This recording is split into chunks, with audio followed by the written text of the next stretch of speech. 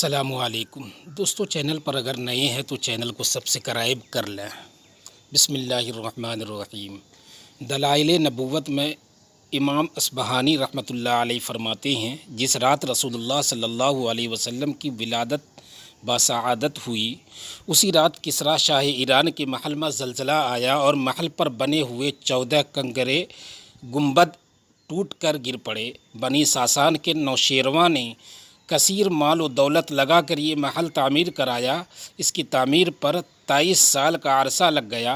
یہ ایوان دنیا کے مشہور عمارتوں میں سے تھا۔ اس میں زوردار زلزلہ آیا، جس کے جھٹکوں سے محل پر بنے 22 میں سے 14 کنگرے ٹوٹ پڑے، جس کی وجہ سے کسریٰ نوشیروان سخت پریشان ہوا۔ پہلے پہل تو عزم و استقلال سے کام لیا، لیکن مسلسل پریشانی کے باعث دربار لگایا۔ اراکین سلطنت سے اس عظیم اور غیر معمولی واقعے کی وجہ دریافت کرنا چاہیے۔ دربار لگا، اراکین سلطنت جمع ہوئے۔ ابھی نوشیروان ان سے کچھ کہنے بھی نہ پایا تھا کہ اسے اطلاع دی گئی کہ آج کی شب تمام آتش کدوں کی آگ یکایک بجھ گئی ہے۔ یہ ابھی اسی مجلس میں بیٹھا تھا کہ ایلیا کے گورنر کا خط اس کو پہنچا، جس میں اس نے لکھا کہ آج شب بحیرہ سادہ کا پانی خشک ہو چکا ہے۔ اس مجلس میں طبریہ سے خبر آئی کہ بحیرہ طبریہ میں پانی کی روانی موقوف ہو گئی ہے۔ پریشانی کے عالم میں نوشیروان نے کہا کہ آج شب ایوان میں سخت زلزلہ آیا ہے اور ایوان کے 14 کنگرے بھی ٹوٹ کر گر پڑے ہیں۔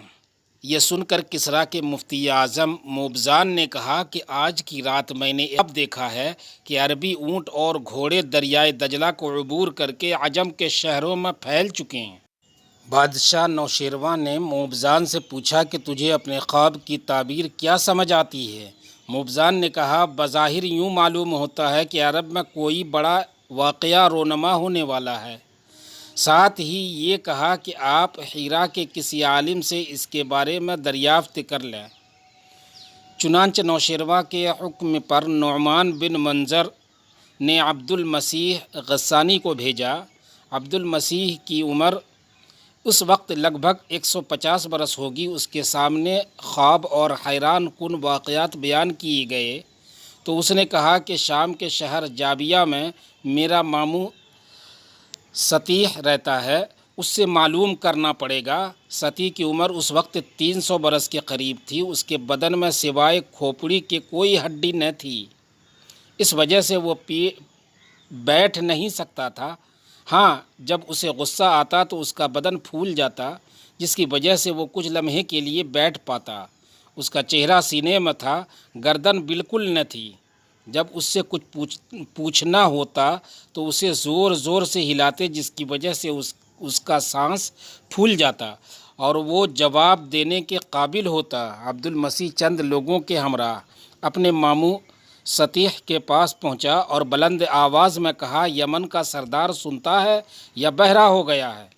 سطیح نے جواب دیا کہ اے عبد المسیح، تم میرے پاس ایسے وقت میں آئے ہو جب میں قبر کے قریب ہو چکا ہوں۔ شاہ فارس نے تمہیں میرے پاس بھیجا ہے کہ تم مجھ سے یہ معلوم کر سکو کہ آتش قدح کیوں بجھ گئے، 14 کنگرے کیوں گر پڑے، موبزان کے خواب کی تعبیر کیا ہے۔ اے عبد المسیح، جب کلام اللہ کی تلاوت بکثرت ہونے لگی، نبی آخر الزماں صلی اللہ علیہ وسلم اعلان نبوت فرما دیں، بحیرہ صابہ کا پانی خشک ہو جائے، فارس کے آتش قدے بجھ جائیں، تو سمجھ لینا کہ بابل اہل فارس کی جائے قیام نہیں رہا اور نہ ہی شام سطیح کا ملک رہا۔ 14 کنگرے گرنے کا اشارہ اس بات کی طرف ہے کہ فارس کے کل 14 بادشاہ ہوں گے۔ یہ کہنا تھا کہ سطیح کا دم ہوا ہوا۔ عبد المسیح وہاں سے فوراً واپس ایران آیا۔ کسریٰ نوشیروان کو سارا ماجرا سنایا۔ اس نے تعجب سے کہا، 14 بادشاہوں کے لیے تو لمبا زمانہ درکار ہے، لیکن اسے یہ خبر نہ تھی کہ خدائی وعدہ بہت جلد پورا ہونے جا رہا ہے۔ 14 سال کی مختصر مدت میں 10 بادشاہ، جن میں سے بعض قتل ہو گئے اور بعض معزول کر دیے گئے، ختم ہو گئے۔ باقی 4 بھی حضرت عثمان غنی رضی اللہ تعالیٰ عنہ کے ابتدائی زمانے تک خلافت تک ختم ہوئے۔ آخری بادشاہ یزدگرد پہلے لوگوں کے گھروں میں چھپا رہا اور آخر کار قتل ہوا۔ یوں 3164 سالہ سلطنت کا خاتمہ ہوا۔ آپ صلی اللہ علیہ وسلم کی نبوت کے اسبات پر آپ صلی اللہ علیہ وسلم کی ولادت باسعادت سے بھی قبل دوسری دلیل ایران کے آتش کدوں کی آگ کا یکایک بجھ جانا ہے۔ ان آتش کدوں میں ایک مرکزی آتش کدہ تھا جسے ایران کے بادشاہ گستاشپ نے مجوسیت اختیار کرنے کے بعد 1000 سال پہلے قائم کیا تھا۔ مجوسی آگ کے پوجا کرنے والے قوم کو کہتے ہیں۔ ان کا عقیدہ ہے کہ آگ نفع نقصان کی مالک ہے۔ یہ دن رات اپنے عبادت خانے جسے آتش کدہ کہا جاتا ہے اس میں آگ روشن کرتے ہیں۔ دن میں خوشبودار لکڑیاں اور رات میں سندل سے ابتدا کرتے ہیں اور پھر عام لکڑیاں اس میں جلاتے ہیں۔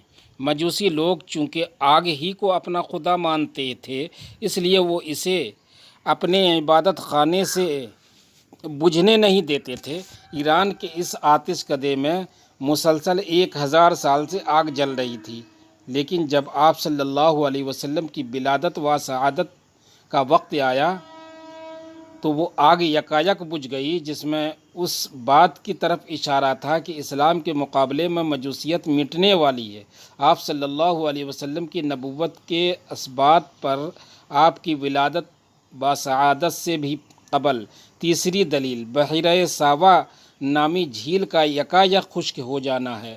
یہ ایران کے شہر ساوا جو کہ ہمدان کے قریب ہے اس میں ایک مشہور جھیل تھی جو 6 فرسنگ لمبی اور اتنی ہی چوڑی تھی۔ یہ ایران کا سیاحتی مقام تھا۔ لوگ یہاں پر آتے تھے، اس لیے اس کے ارد گرد گرجا گھر، مجوسیوں کے عبادت خانے، آتش کدے بنائے گئے تھے تاکہ سیاحوں کو اپنے مذہب کی تبلیغ کی جا سکے۔ جس رات آپ صلی اللہ علیہ وسلم کی ولادت باسعادت ہونی تھی اسی رات اس جھیل کا پانی یکایک خشک ہو گیا اور ایسا خشک ہوا کہ ایک قطرہ بھی باقی نہ رہا۔ حضرت ارباز بن ساریہ الفزاری رضی اللہ تعالی عنہ سے مروی ہے کہ میں نے رسول اللہ صلی اللہ علیہ وسلم کو یہ فرماتے ہوئے سنا، اللہ رب العزت کے ہاں میں اس وقت خاتم النبیین تھا جبکہ حضرت آدم علیہ السلام اپنے خمیر میں تھے۔ مزید فرمایا کہ میں تمہیں اپنے بارے مزید باخبر کیے دیتا ہوں کہ میں اپنے باپ جد امجد حضرت ابراہیم علیہ السلام کی دعا کا ثمرہ ہوں اور حضرت عیسیٰ علیہ السلام کی بشارت کا نتیجہ ہوں اور اپنی والدہ کے اس خواب کی حقیقی تعبیر ہوں جو انہوں نے میری پیدائش کے وقت دیکھا تھا کہ ان کے ایک عظیم الشان روشنی نکلی جس سے ملک شام کے محلات روشن ہو گئے، یعنی روشن ہو کر نظر آنے لگے۔